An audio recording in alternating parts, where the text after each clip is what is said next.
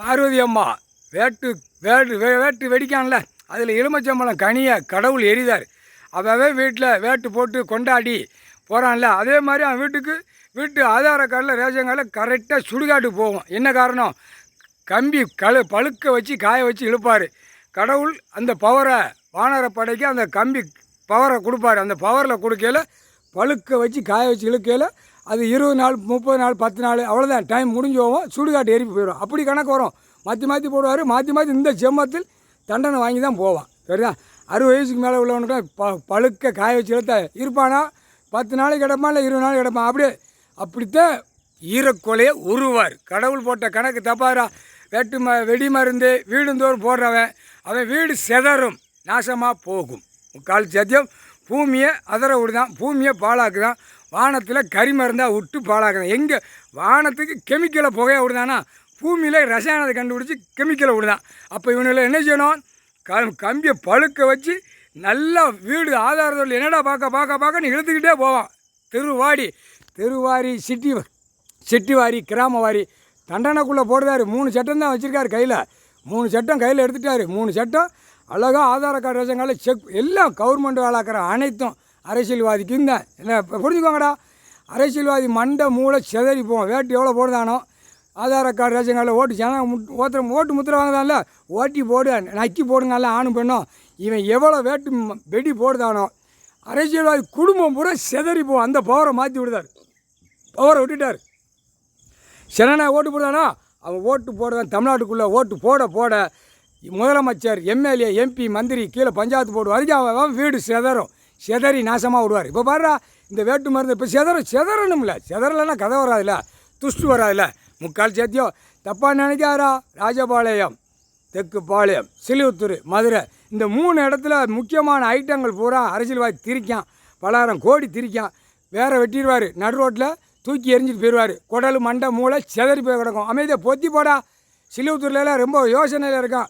வழக்கறிஞர் சில ஒரு 10 பாயிண்டில் கிடக்கிறவன் அப்படியே யோசனை. இல்லை, சிலுவத்தூர், தெக்குப்பாளையம், ராஜபாளையம், சிலுவத்தூர் நீதிமன்றம், மதுரை நீதிமன்றம் இந்த 3மே குளப்படியில் விட்டாரா பெரிய அடிதடி வரும். சிலுவத்தூர் கூட பயங்கரமாக வரும். இந்த கவர்மெண்ட் லாயர் பூரா இந்த கிறுக்குத்தனமாக விளாண்டுக்கிட்டு இருக்கான். தூக்கி போட்டு மிதித்து நசுக்கி போடுவார். புரியுதா? உனக்கும் தான்டா, உனக்கும் தான் கவர்மெண்ட் லாயர், உனக்கும் தான் போட்டு ஆட்டிக்கிட்டா இருக்கா. இப்போ பார், இப்போ உள்ள குளப்படியில் விடுதார். இந்த 3 நீதிமன்றம் பயங்கரமாக விடுதார். இங்கே உட்கார்ந்த இடத்துல எலுமிச்சம்பழம் கனி எரிதார். சிக்கல் பயங்கரமாக வரும். மோதலுக்கு ஆம்புட்டு பாலாக்கி வச்சுருக்கான். ஒரு ஜட்ஜி கோர்ட்டார் இருக்காங்கன்னா அவங்களுக்கு எந்த தக்க பாதுகாப்பு இல்லாமல், தக்க எதுவுமே இல்லாமல் பாரு. இங்கே கைலாசத்தில் எப்படி வாரா, அப்போ அவங்களுக்கு எப்படி இருக்கும்? நீதிபதி ஜட்ஜி கோர்ட்டாருக்கு ஆணுக்கு பெண்ணுக்கு எப்படி இருக்கும்?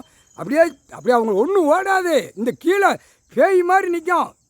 பேயை விட மோசமாக இருக்கான்.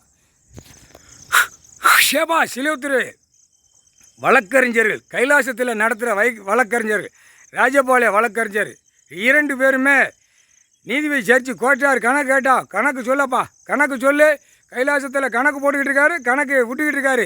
இல்லைன்னா ரொம்ப மோதல் வரும் அப்படின்னு நீங்கள் 2 பேருமே சொல்லிடுங்கப்பா.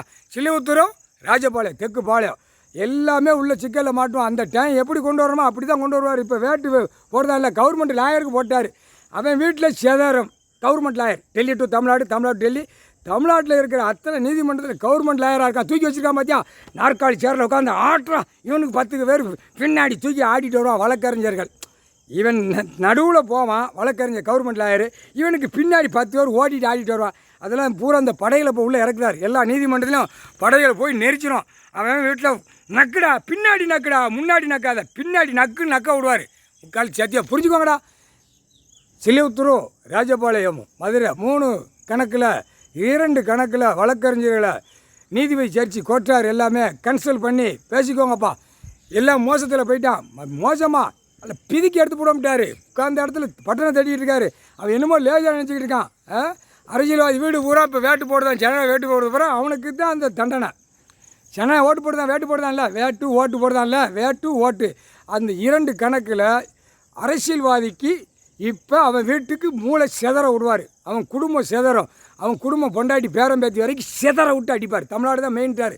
தமிழ்நாடு இப்போ வேட்டு போட அரசியல்வாதி மாவட்டத்தை மாதிரி கிடக்கிறவன் எம்எல்ஏ வீடு செதறும், எம்பி வீடு செதறும், மந்திரி வீடு செதறும், முதலமைச்சர் வீடு சுத்தமாக செதறி நாசம் பண்ணி விட்டுருவார். முக்கால் சத்தியம். பஞ்சாயத்து போட்டு வார்டு வரைக்கும்